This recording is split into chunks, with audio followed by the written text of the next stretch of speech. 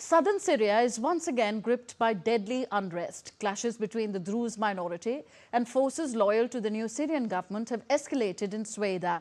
While Syrian troops have reportedly withdrawn after US-Arab mediation, fighting continues. Israel has allowed limited Syrian access to the region, and the US has urged all parties to seek a lasting ceasefire.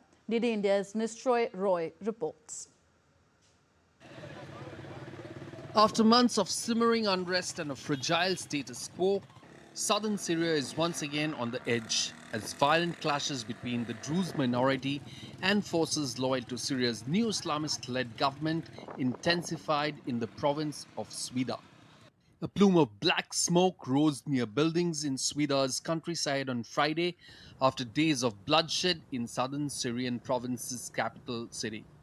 Credible reports that our office has received indicate widespread violations and abuses, including summary executions and arbitrary killings, kidnappings, destruction of private property, and looting of homes in the southern city of Sweida.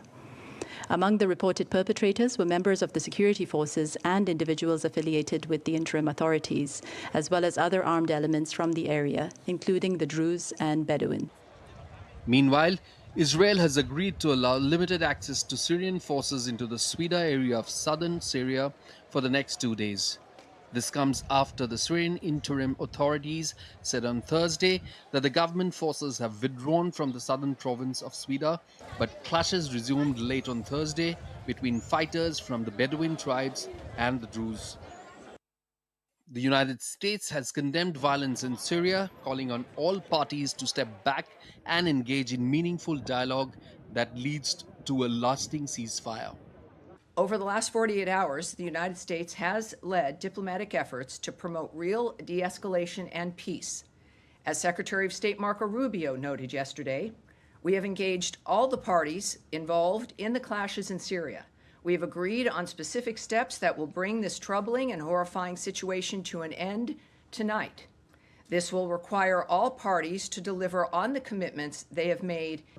Earlier, hundreds of Druze were seen crossing the border in the Israeli-occupied Golan Heights, despite efforts by the Israeli military to stop the stream of men heading by foot and by cars into Syria.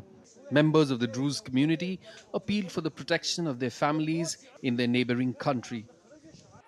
Describing Syria's new rulers as barely disguised jihadists, Israel has vowed to shield the area's Druze community from attack, encouraged by calls from Israel's own Druze minority. Nishoy Roy's report for DD India.